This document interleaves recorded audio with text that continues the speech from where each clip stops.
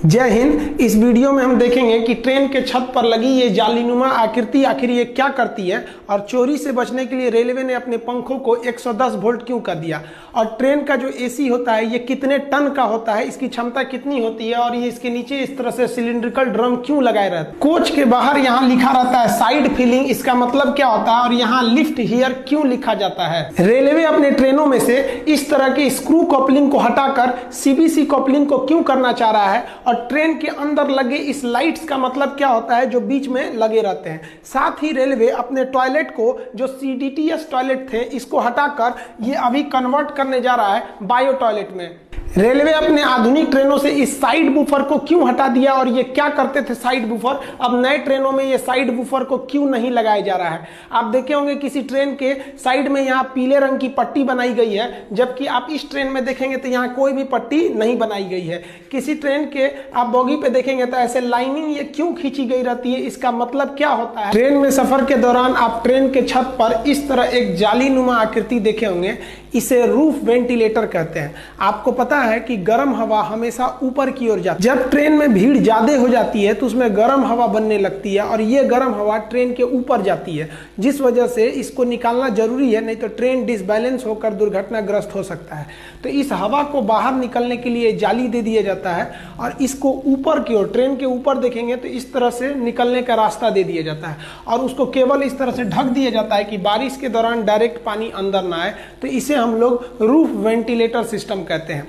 आप एक और चीज देखे होंगे कि ट्रेन के पंखे या बल्ब आपके घर में बिजली से नहीं चल सकते हैं। इसका सबसे बड़ा रीजन क्या है कि पहले लोग ट्रेन की लाइट पंखे चोरी करके लेके चले जाते थे, तो रेलवे ने दिमाग लगाया। रेलवे ने कहा कि लोगों को घर में या तो 220 वोल्ट की एसी करंट रहती है, और लाइट कट जाती है तो लोग डीसी चलाते हैं। तो डीसी अमूमन 12 वोल्ट का रहता है, मीडियम लेवल की कोई भी मशीन 24 वोल्ट की बड़ी चीजें रहती हैं, और 5 वोल्ट के छोटे छोटे खिलौने वगैरह रहते हैं।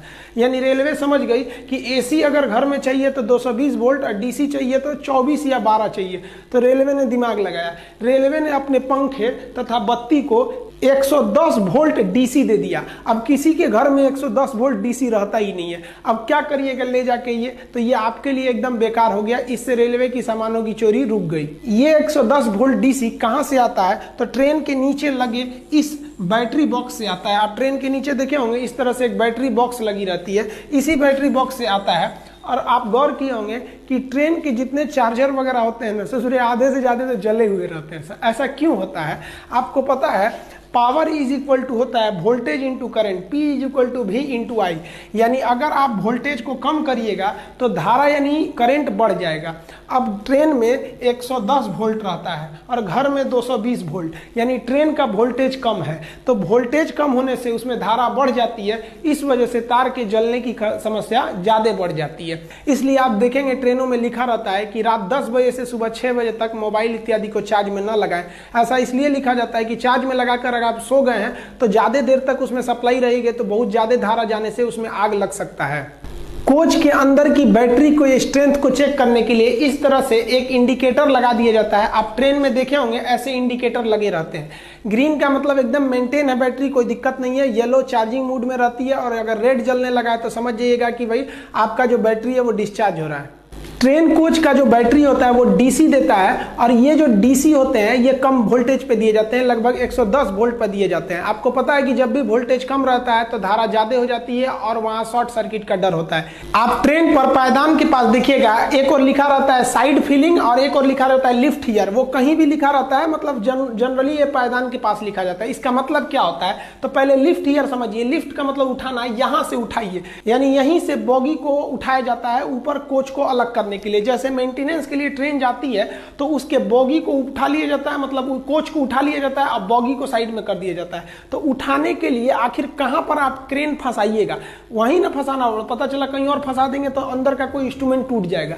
तो फंसाने वाले जगह को इंडिकेट करने के लिए लिखा रहता है लिफ्ट हियर। यहां देखिए उठा लिया गया, ये ऊपर उठ गया, और इसकी जो बोगी जिसमें चक्का रहता है उसे बोगी कहते हैं, बोगी बाहर निकल जाएगी। अब साइड फीलिंग का मतलब समझते हैं। साइड फीलिंग का मतलब होता है, साइड मतलब इस साइड से फिलिंग मतलब भरिए। ये पानी भरने के लिए जगह दिया होता है साइड फिलिंग, ताकि टंकी में पानी को आप भर सके। पानी भरने की व्यवस्था रेलवे के हर स्टेशन पे नहीं रहते हैं, बड़े बड़े स्टेशनों पर इसकी व्यवस्था रहती है। इसके लिए आप देखेंगे 4 इंच मोटा एक पाइप रहता है, जिसमें से ये फ्लेक्सिबल पाइप निकले रहते हैं। इन पाइप की मदद से हम यहाँ से रेलवे का कोई स्टाफ इस साइड फिलिंग जहाँ रहता है वहाँ उस पानी को भरने लगता है।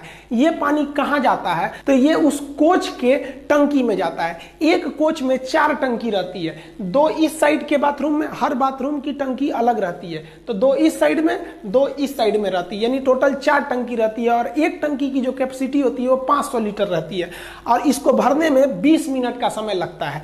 तो ये आप देखिए टोटल कैपेसिटी कितनी हो जाएगी, 500 लीटर की एक रहती है, ऐसे ऐसे 4 टंकी रहते हैं, क्योंकि 4 बाथरूम रहता है एक डिब्बे में, तो टोटल 2000 लीटर इसमें भरा जाता है। लगभग 20 मिनट में इसे भर दिया जाता है। ये रेलवे स्टाफ के काम होता है कि जैसे ट्रेन आके लगेगी तुरंत उसको भरना है, इसीलिए उसे ढूंढना न पड़े, ताकि ट्रेन लेट ना हो। वहां स्पष्ट लिख दिया जाता है साइड फिलिंग, यहीं से आप उसको भरिए। लेकिन ससुरा एक दिक्कत आ गया, एसी का जो डिब्बा होता है ना, उसमें यहीं पर एसी लगा रहता है। अब बताइए, जहां टंकी बनाना था वहां एसी लग गया, अब क्या करेंगे। एसी के डिब्बों को देखिएगा तो इस साइड में ये थोड़ा सा पचके होते हैं। यहाँ पे देखिए ये थोड़ा सा ये ना, ये साइड से ये थोड़ा सा पचका हुआ है। क्यों पचका है, क्योंकि वहां टंकी नहीं है, वहां पर क्या लगा हुआ है, एसी। जबकि आप नॉर्मल ट्रेनों को देखेंगे जिसमें एसी नहीं है, वो एक बराबर रहते हैं सब। अब यहाँ एसी लगे होने की वजह से हमको टंकी कहीं और सेट करना पड़ेगा, इसीलिए टंकी नीचे सेट कर दिया जाता है, जिसे 2 ड्रम सिलिंड्रिकल टाइप के दिखाई देते हैं, जिसे वाटर टैंक है, इसी में से पानी का यूज किया जाता है। अब ये जो एसी लगे होते हैं इसे हम कहते हैं रूफ माउंटेड पैकेज यूनिट। ये 2 ठो एसी होते हैं, एक इस दरवाजे के ऊपर होते हैं, एक उस साइड के दरवाजे पर होते हैं। हर एसी की क्षमता 7 टन होती है, इसलिए एक ट्रेन के कोच में एक डिब्बे में 2 एसी है, अतः 7 दूनी 14 टन इनकी क्या हो गई, क्षमता हो गई। ये चलते हैं 415 वोल्ट के 3 फेज एसी सप्लाई से। इन्हें जनरेटर द्वारा दे दिया जाता है 3 फेज एसी सप्लाई। देखिए ट्रेन के जो पानी भरा जाता है, जनरली किसी डिब्बे में ऊपर की ओर टंकी रहता है, जबकि एसी वाले में नीचे रहता है। इस पानी को अमूमन कोई पीता नहीं है, ज्यादातर लोग हाथ वगैरह धोने या बाथरूम के काम में इसे लेते हैं।